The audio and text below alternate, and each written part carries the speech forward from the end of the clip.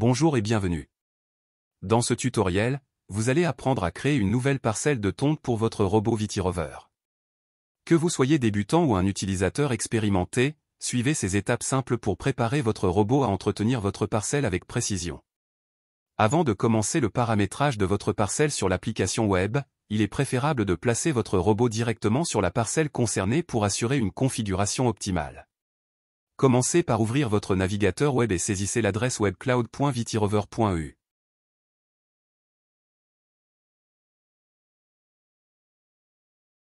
Connectez-vous en utilisant vos identifiants. Si c'est votre première visite, n'hésitez pas à créer un compte pour profiter des services de la plateforme. Une fois connecté, vous serez accueilli par votre tableau de bord personnel. C'est le centre de contrôle, d'où vous pouvez gérer tous vos robots Vitirover. Pour débuter la configuration d'une nouvelle parcelle de tonte, rendez-vous dans l'onglet intitulé « Tâches » en cliquant sur le premier bouton de navigation de la liste. Ensuite, cliquez sur le robot concerné par votre nouvelle parcelle, ce qui permet un ajustement automatique de la visualisation du lieu où se situe le robot. Pour déterminer votre parcelle de tonte, commencez par cliquer sur l'icône symbolisant un polygone. Votre curseur se transformera en pointeur, prêt à dessiner les contours de votre nouvelle parcelle sur le plan affiché. Pour dessiner votre parcelle, cliquez sur les points stratégiques qui définissent ces contours. Vous pouvez cliquer sur les sommets ou le long des limites pour tracer le polygone qui représentera votre zone de travail. Prenez le temps de bien ajuster les contours pour que la surface délimitée réponde parfaitement à vos besoins. La zone orange représente la zone de tonte que devra traiter le robot. Le couloir jaune extérieur au polygone représente la zone de risque.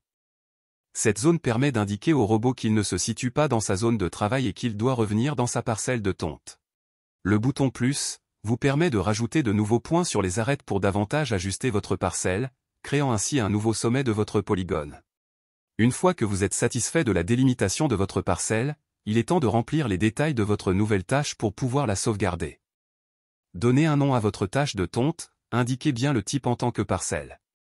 Vous pouvez aussi modifier la valeur par défaut de la largeur de la zone de risque. Pour rappel, c'est la zone jaune que vous voyez sur le plan, qui permet d'indiquer au robot qu'il doit faire demi-tour vers sa zone de travail en orange. Ne vous souciez pas des autres paramètres lors de ce tutoriel. Ils seront décrits dans d'autres vidéos tutoriels ou dans la documentation que vous pouvez trouver en cliquant sur le point d'interrogation à côté de votre nom d'utilisateur en haut à droite. Pour envoyer la nouvelle tâche de tonte à votre robot, il vous suffit de sélectionner le robot dédié à cette tâche dans la section Envoyer. L'envoi de la parcelle a été effectué avec succès, votre robot commence à présent son travail. Il ne vous reste plus qu'à enregistrer votre tâche pour la réutiliser plus tard. Maintenant, vous savez comment créer une nouvelle tâche de tonte et l'envoyer à votre robot. Merci d'avoir suivi ce tutoriel. Pour plus d'informations, n'hésitez pas à visiter notre site web.